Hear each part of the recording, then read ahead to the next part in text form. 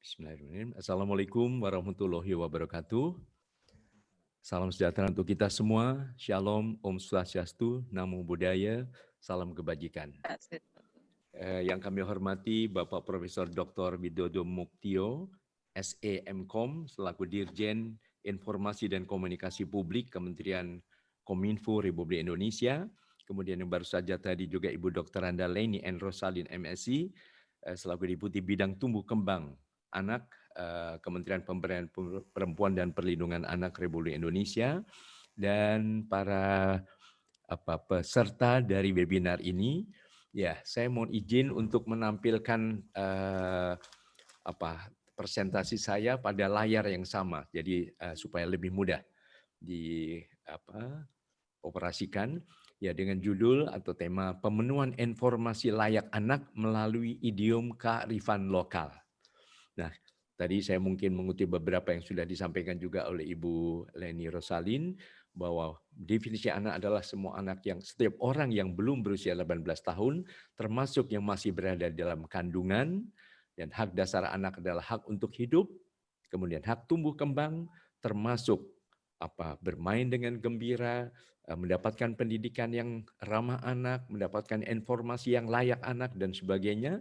Hak perlindungan dari berbagai tindak kekerasan, termasuk kekerasan melalui informasi yang diperoleh anak-anak, dan hak partisipasi adalah hak juga didengar pendapatnya, didebatkan dalam berbagai keputusan menyangkut kegiatan anak ataupun masa depan anak. Beberapa misalnya dengan adanya forum anak yang terus aktif untuk memberikan masukan kepada pemerintah dan kita semuanya. Termasuk haknya untuk mendapatkan informasi yang layak anak. Nah, kita tahu anak-anak itu senang sekali belajar, senang bergerak. Saat ini mungkin terpaksa agak dikurangi gerakan-gerakan psikomotoriknya karena mungkin harus berada di rumah saja, senang berteman, berpetualang, senang akan tantangan, senang bermain gembira, tapi juga kreatif atau senang mencipta. Nah, mari kita mulai menjadi pendidik atau pengasuh anak, baik itu orang tua di dalam keluarga, mungkin juga para guru yang kreatif. Anak kini terpaksa belajar secara daring di tengah pandemi COVID-19. Mungkin tadi Pak Dirjen juga sudah menyampaikan berbagai kendala ya. Anak kemudian tertidur, mungkin juga terganggu kesehatan mata, kurang bergerak menghafal ini itu, akhirnya juga terjadi obesitas, kemudian menghafal sesuatu yang terlalu abstrak, akhirnya juga stres dan sebagainya. Akhirnya suasananya justru menjadi kontraproduktif, anak pusing tujuh keliling dan sebagainya. Orang tua stres, anak-anak jenuh, hasil belajar menjadi tidak optimal. Masalah lain juga tidak memiliki HP, susah sinyal, kuota habis, lelah matanya, pelajaran terasa semakin sulit, membosankan, konflik keluarga, dan akhirnya juga melahirkan berbagai tindak kekerasan terhadap anak. Jadi dalam hal ini mungkin saya lebih mengambil peran orang tua di dalam keluarga. Karena saat ini memang sementara masih banyak yang terpaksa harus berada di rumah saja. Nah, bagaimana menciptakan proses belajar mengajar yang lebih ramah anak? Kalau ataupun ada materi diberikan kepada anak atau siswa oleh para guru, mungkin juga dalam suasana yang tetap ramah anak, tidak ada suatu ketergantungan yang berlebihan. Misalnya saya masih mendengar ada laporan anak kelas usia TK itu belajar dari jam 7 pagi sampai siang. Menatap layar berjam-jam padahal baru saja tadi Ibu Leni menjelaskan bahwa anak-anak semua sampai dewasa itu kurang dari 2 jam. Ya, jadi hal ini mohon mendapatkan perhatian serius kita semua. Nah, kita juga tahu bahwa Ki Hajar Dewantoro, Bapak Pendidikan kita juga mengatakan mengajar juga harus berada di depan memberikan teladan, berada di tengah-tengah memotivasi anak-anak, artinya juga menjadi sahabat anak, tapi juga Tutwuri Handayani memberi kesempatan anak-anak juga berjalan di depan, kreatif, penuh dengan ide-ide, tapi tetap terkontrol untuk tetap berada pada relnya. Prinsip pengasuhan selalu dikaitkan dengan kasih sayang, kekuatan cinta, lalu adanya keteladanan, bukan hanya perintah atau instruksi. Lalu menjalin komunikasi yang begitu akrab, efektif. Jangan lupa memberikan apresiasi, rasa bangga pada siswa atau anak, dan bimbingan yang terus-menerus. Dan kita juga pahami salah satu hak dasar anak adalah bermain, memang dunia anak adalah dunia bermain. Bagaimana agar informasi diberikan juga dalam nuansa bermain, nuansa yang mengandung unsur-unsur keceriaan, kegembiraan, sebagaimana bermain yang selalu terjadi pada keadaan normal sebelum pandemi COVID-19 ini. Jadi juga mohon stop kekerasan dalam pemberian informasi. Dengan mungkin dalam hal ini peran dari KPI, Komisi Penyiaran Indonesia juga bagaimana mengontrol informasi yang masuk dan seterusnya. Dan demi kepentingan terbaik bagi anak, marilah di dalam keluarga kita menjadi pendidik sahabat anak. Betul-betul nuansa persahabatan. Anak-anak sering rindu pada teman-temannya karena ingin mendapatkan nuansa persahabatan dari teman-teman yang serasa setara. Maka orang tua tetap dapat memainkan peran ini. Sehingga kita pernah LPAI mencanangkan gerakan nasional Sasana, Saya Sahabat Anak. Jadi orang tua sahabat anak, guru sahabat anak, wartawan sahabat anak, pengusaha sahabat anak, dan seterusnya. Ayah bunda sahabat anak. Beri informasi juga bisa dengan cara-cara dalam keluarga, dongeng-dongeng rakyat, lalu berbagai permainan tradisional, lagu-lagu rakyat, ada busana adat, perannya apa, dan sebagainya, dan berbagai tradisi nenek moyang yang bisa kita kaitkan sebagai bahan informasi yang ramah anak. Misalnya, kita menyanyikan ini sebuah dongeng. Ada dongeng, mungkin bisa dicipta sendiri lagunya. 7 putri dari kayangan, mandi di sungai bersenang-senang. Datang pemuda mencuri selendang, jadikan pasangan. Nah, dongeng apa itu? Oh, itu ada dongeng rakyat yaitu Joko Tarub. Jadi ada bidadari-bidadari yang mandi di sungai. Nah, Joko Tarub mengintai lalu menemukan selendangnya dan akhirnya sang bidadari dijadikan istri. Tetapi rupanya janji tidak ditepati, akhirnya bidadari itu terbang kembali meninggalkan Joko Tarub. Jadi ada pesan moral bahwa kalau kita berjanji harus ditepati. Lalu ada juga dongeng rakyat. Ada anak telah durhaka, melupakan bunda tercinta. Bunda murka dan mengutuknya, jadi batu selamanya. Nah, dongeng apa itu? Oh, semua tahu. Malin Kundang. Ya, artinya apa? Nah, semua juga jangan berdurhaka kepada ibunda tercinta. Jadi menghormati ibu selalu dan seterusnya. Kemudian juga kita ada lagu-lagu rakyat. Nah, ini mungkin yang cukup populer ya. Gundul, gundul, pacul-cul, gemblelengan, nyunggi, nyunggi, wakul-kul, gemblelengan, wakul glimpang, segane dati saratan. Jadi ada anak gundul, begitu gundul adalah tanpa rambut. Nah, ini diibaratkan anak ini kepala, ada sesuatu yang sangat mulia, ya, diberi kepercayaan. Tanpa mahkota dia tetap diberi kepercayaan. Menyunggi wakul adalah amanat. Ya. Jadi nanti kalau misalnya jadi pemimpin, ada amanat dari anggota yang dipimpin, atau mungkin amanat dari bangsa atau rakyat dan sebagainya. Nah, kalau gemblelengan itu jalannya seenaknya, mungkin melupakan tugasnya, melupakan amanat itu, lalu arogan, sombong. Akhirnya amanat itu jatuh, tumpah, dan nasinya di dalam wakul tempat nasi itu jadi bertebaran di seluruh jalanan begitu. Jadi kalau sampai kita tidak mendapatkan memegang kepercayaan dan seenaknya saja, maka itu akhirnya juga akan berantakan amanat yang diberikan kepada sang pemimpin tadi. Nah, ini semua adalah makna-makna yang dalam dari berbagai tradisi. Mungkin juga melalui sanggar musik tradisional misalnya.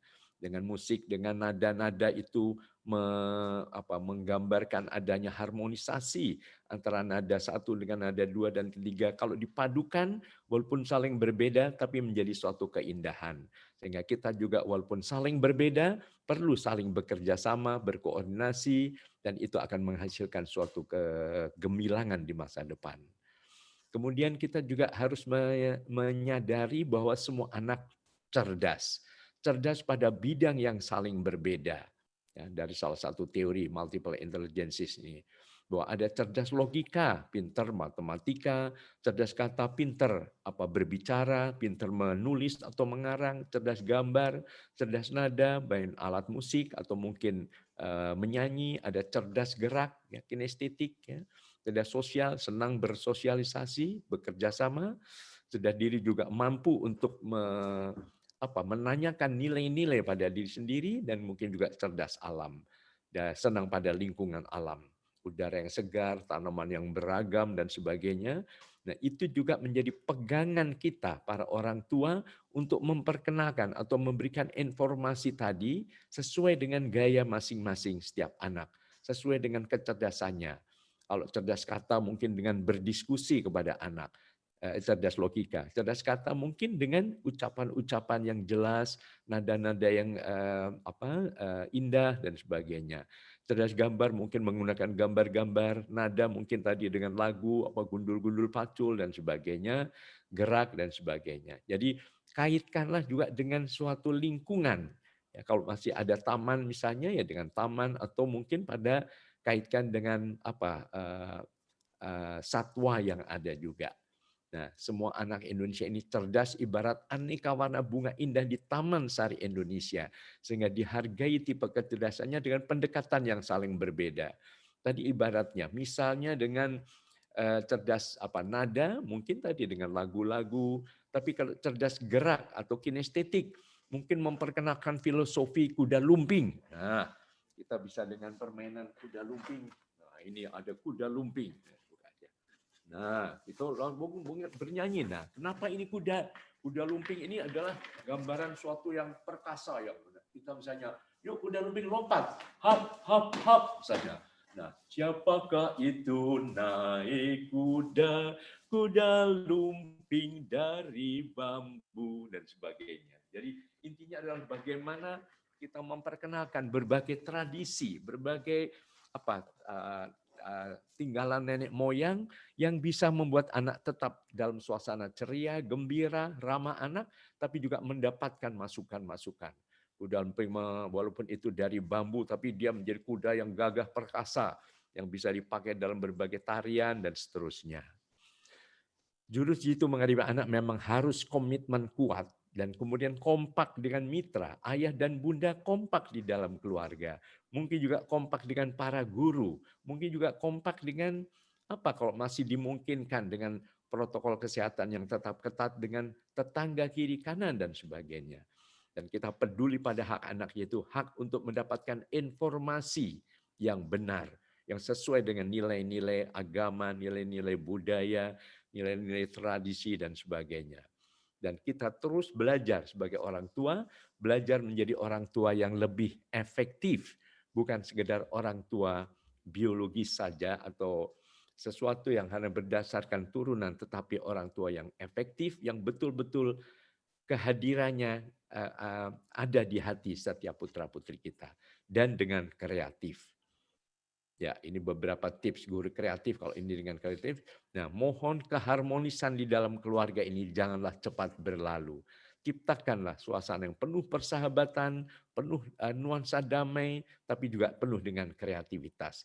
Salah satunya adalah kebiasaan senyum para orang tua. Karena anak-anak sangat lekat dengan suasana damai, sehingga kalau cemberut, kalau udah melotot, sudah mulai dengan suara keras dan sebagainya, tentu anak menjadi takut ya. Suasana yang penuh kegembiraan seperti ini. Suasana belajar yang harmonis dan menyenangkan. Nah, kalau ataupun anak juga harus belajar, maka tentu di era new normal harus kurikulumnya berpihak pada hak anak. Artinya kurikulum untuk anak. Artinya saat ini memang tidak bisa terlalu tergantung pada mungkin internet dan sebagainya karena berbagai permasalahan. Ya hal ini disampaikan dengan cara-cara lain, mungkin melalui televisi, mungkin juga melalui radio, ya, sehingga kalau tidak mungkin materi kurikulum disampaikan kepada warga melalui kelurahan atau kepala desa, kemudian disampaikan ke rumah-rumah, ya, sehingga tetap ada komunikasi walaupun tidak harus mengandalkan pada internet dan sebagainya karena adanya kendala-kendala tadi. Karena pendidikan tepat juga akan mendukung pengembangan karakter putra-putri kita. Dengan contoh-contoh berdasarkan tradisi, budaya, dan sebagainya, ya, ini juga akan membuat anak lebih santun, lebih tangguh, ya, rendah hati, penuh hormat, jujur, dengan dongeng tadi gundul-gundul pacul dan sebagainya, tapi juga kreatif dan tetap disiplin. Ya. Dan semua anak pada dasarnya senang belajar, kalau diberikan dengan nuansa yang ramah anak, anak-anak akan senang. Karena belajar yang efektif adalah belajar dalam suasana gembira. Sehingga jangan lupa selalu setiap anak mendapatkan suatu pengetahuan baru, pemahaman baru, dan kemudian bisa mengulang dan sebagainya, selalu ada acungan jempol rasa bangga pada setiap anak, akan membangun konsep diri yang positif, dan anak-anak juga siap menghadapi masa depannya dengan lebih optimistis. Semua anak rindu rasa aman dalam keluarga. Jadi betul-betul tanamkan itu semua. Tadi dari Ibu Leni juga ada unsur-unsur PISA, TESA, dan sebagainya, itu juga bisa memperkuat. Ya. Kemudian Puspaga, bahkan dari LPAI, Lembaga Perlindungan Anak Indonesia, juga memperkenalkan adanya Sparta, seksi perlindungan anak tingkat rukun tetangga. Jadi yang paling dekat, itu juga tambah satu seksi lagi. Selain ada seksi kebersihan, seksi keamanan, seksi acara, nah, seksi perlindungan anak juga untuk memberikan perlindungan dari berbagai dampak, mungkin informasi yang tidak ramah anak, yang bisa membuat anak stres dan berbagai permasalahan psikologis. Dan belajar juga dapat dilakukan dengan gembira, mungkin tadi di taman keluarga kalau ada, mungkin ciptakan semacam museum wayang, sehingga anak-anak juga belajar dari tradisi wayang, ya. Mungkin juga dengan hal-hal seperti ini, tapi kurikulumnya ditekankan pada kurikulum kehidupan. Jadi tidak usah terlalu diberikan tuntutan akademik yang terlalu berat, ya, sehingga mungkin katakanlah ada semacam kurikulum darurat, kurikulum adaptif, atau hanya beberapa persen saja, supaya anak juga mendapatkan tekanan-tekanan atas nama pendidikan, tapi pendidikan yang kadang-kadang kurang ramah anak kalau diberikan dengan cara yang keliru juga. Nah, kita juga menyadari standarisasi pendidikan kita ada unsur etika. Nah, ini yang juga lebih ditekankan pada saat pandemi COVID-19 ini. Sopan dan santun, dengan keteladanan orang tua juga santun berbicara dengan putra-putrinya. Tidak menuntut terlalu keras dan sebagainya, tapi akhirnya anak justru meniru perilaku dengan cara-cara kekerasan tadi. Estetika, kerapihan dan keindahan rumah dan sebagainya, beritek nasionalisme dan kesehatan. Jadi santun dengan cara jujur mengatur rumah dan sebagai kebersihan, membuang sampah di tempatnya dan sebagainya, itu dikaitkan dengan berbagai tadi dongeng, permainan, dan busana dan seterusnya. Disiplin juga pada saatnya harus istirahat, ya istirahat. Jangan terus tergantung pada gadget saja misalnya. Koordinasi efektif antara orang tua dan guru itu juga bisa melalui apapun juga. Kalau memang terkendala di daerah-daerah tertentu 3T dan sebagainya misalnya, itu bisa mungkin bisa melalui surat atau apapun yang dimungkinkan bisa sampai kepada orang tua untuk disampaikan kepada anak-anak. Ya, orang tua selalu koordinasi dengan guru, komunikasi yang efektif dengan putra-putrinya, belajarnya pada kecakapan hidup, ciptakan suasana gembira, kreatif dan inovatif, kompak dan penuh kerjasama, dan dengan kurikulum adaptif, termasuk tadi memberikan sesuatu yang berdasarkan pada idiom kearifan lokal tadi. Dan kunci sukses menghadapi adalah tetap kreatif. Ya, mungkin dengan kertas-kertas, mendongeng atau gambar. Kalau pun ada laptop dan sebagainya bisa saja, tetapi sesuai dengan standar yang sudah ditentukan oleh Ikatan Dokter Anak Indonesia yang tadi disampaikan oleh Ibu Leni tadi. Gadget misalnya, kita bikin lagunya supaya tidak terlalu tergantung pada gadget. Gadget ada manfaatnya, tapi juga bisa bahaya. Ayo teman atau orang tua, ayo adik bermain gadget dengan cerdas dan bijaksana. Nah, harus cerdas, jadi tahu waktunya tidak boleh berlebihan. Mungkin juga ada semacam rapat keluarga untuk menyusun berbagai kegiatan dan mungkin ada masukan juga dari anak-anak sendiri.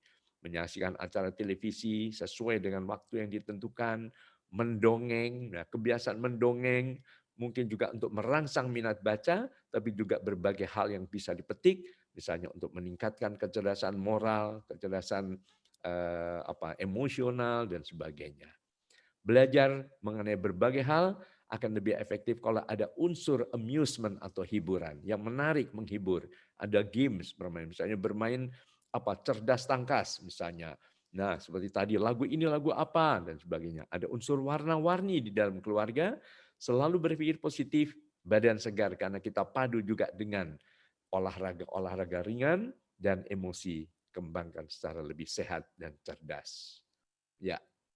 Pendidik profesional harus siap menjadi semacam artis serba bisa. Selalu saya kampanyekan itu. Artinya mungkin ya bisa nyanyi, bisa mendongeng. Mendongeng juga dengan berbagai hal. Mungkin kalau dengan boneka. Nah, mungkin Mas Yos masih ingat dulu ada boneka. Weleh, weleh, weleh. Wow, siapa kamu? Saya si Kumu. Oh.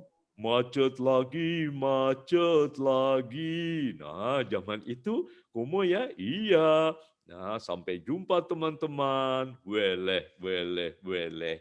Lagi dengan komo, dengan buaya, dengan apa saja. Kaos kaki bisa dibuat secara kreatif menjadi boneka dan sebagainya. Mungkin juga sebagai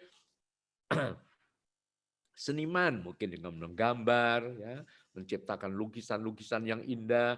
Mungkin ada unsur humor atau mungkin dengan trik sulap, ya, permainan sulap untuk melukiskan mengenai filosofi bunga, aneka bunga warna indah semuanya itu merekah dalam taman sari keluarga. Bahwa setiap anak punya bakat yang saling berbeda, ya semua saling menghargai. Filosofi bunga dengan ada sebuah kotak kosong. Sekarang kalau ini bilang pakai tongkat sulap, simsalabim, ya, bilang simsalabim. 1, 2, 3, abrakadabra, simsalabim. Wow. Nah, ada aneka warna bunga, ada merah, ada kuning, ada biru. Lihat kebunku penuh dengan bunga. Ada yang putih dan ada yang merah dan sebagainya. Dan semuanya adalah indah. Kalau orang tua selalu kreatif dengan memperkenalkan tadi berbagai informasi nilai-nilai berdasarkan idiom kearifan lokal, maka anak-anak juga akan kreatif. Kita semua bisa belajar untuk terus menjadi sahabat anak yang memberikan informasi yang sangat layak anak. Impian anak adalah lingkungan informasi yang layak anak, dan tadi juga seperti disampaikan Bapak Dirjen dan Ibu Leni, Indonesia yang layak anak atau idola. Mari kita serukan kepada putra-putri kita, anak-anak tersenyumlah. Mereka bukan hanya ingin cerdas atau kreatif, mereka juga ingin bahagia. Dan anak-anak bahagia karena apa? Karena kita semua mendidik dengan cinta. Saya tutup dengan sebuah lagu. Semua anak merindukan kasih sayang kita. Mari terus mendidiknya penuh senyuman. Jangan lagi memakai cara penuh kekerasan. Mari mendidik anak dengan kekuatan cinta. Mari mendidik anak dengan CINTA. Ya, terima kasih. Wabillahi taufiq wal hidayah.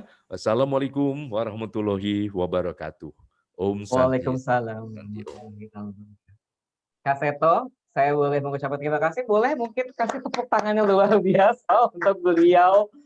Wow, apa secara virtual tapi mengingatkan kembali kita kepada masa-masa kecil kita dulu ya. Kita ngobrol sedikit Kak Seto.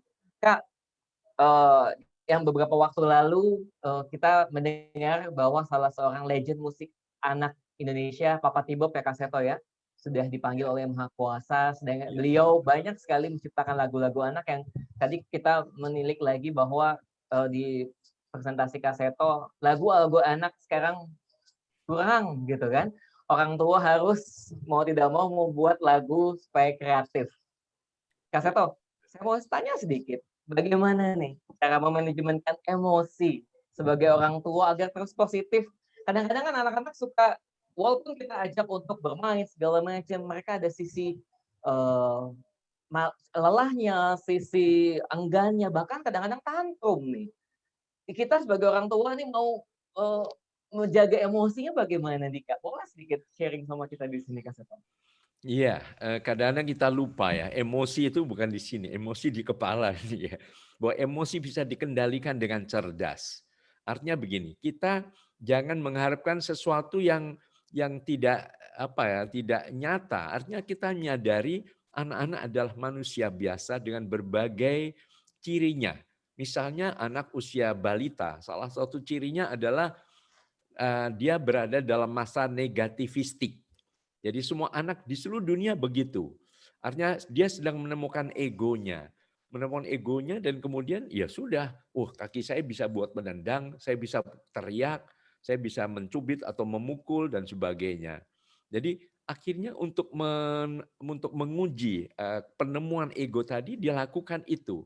Dan kadang-kadang salah satunya kebiasaan juga melawan ya, pada batas-batas tertentu. Nah, itu sering sebagai negativistik. Kalau anak usia berapa, 2,5 tahun, 3 tahun, 3,5 tahun, kalau disuruh mandi, nggak mau. Ayo mandi, nggak mau. Apalagi dengan cara yang bentakan.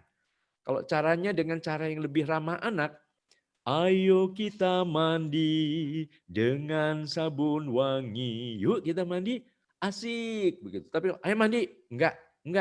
Akhirnya dia lagi main air gitu. Hei, nggak boleh main air, malah dia mandi sekalian gitu. Jadi menidakkan atau negativistik.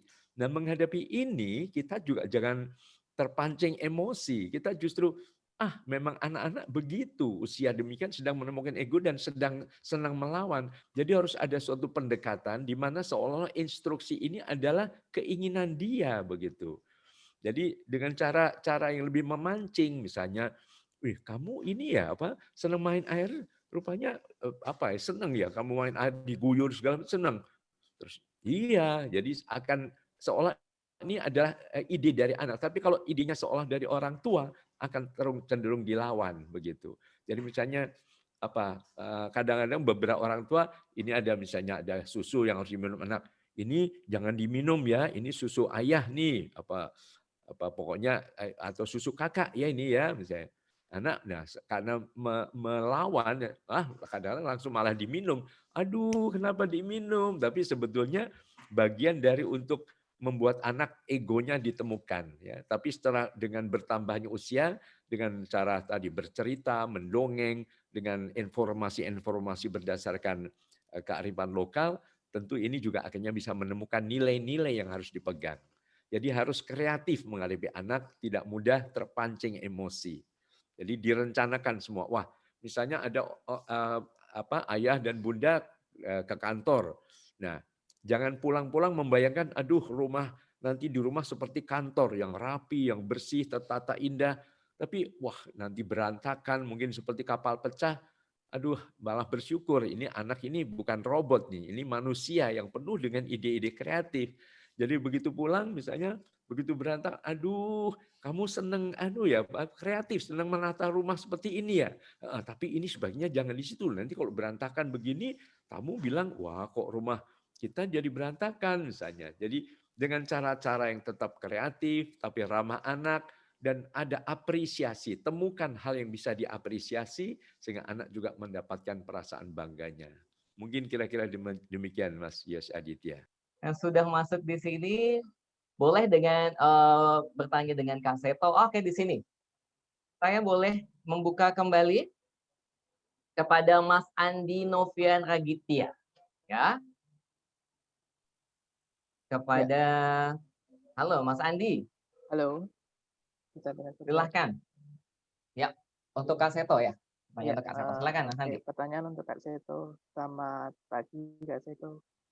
Saya ingin menanyakan ya terkait dengan eh, perkembangan pembelajaran virtual daring yang saat ini dilakukan oleh anak-anak dan punya dampak yang cukup banyak ya, terutama yang tadi dijelaskan dari Kementab, BPA ataupun dari Kak Seto sendiri tentang pembelajaran daring. Nah, apa saran Kak Seto sebenarnya untuk pemerintah supaya tentang metode pembelajaran virtualnya baik dan tidak membuat masa depan anak-anak Indonesia ini nantinya akan jadi semakin buruk gara-gara pembelajaran virtual. Itu aja sih. Terima kasih. Terima kasih, Mas Andi ya. Mas Andi, mungkin pertanyaan seperti ini adalah metode-metode yang dilakukan sekarang mau tidak mau menggunakan metode daring ataupun virtual. Banyak dampak yang terjadi yang dirasakan oleh anak-anak.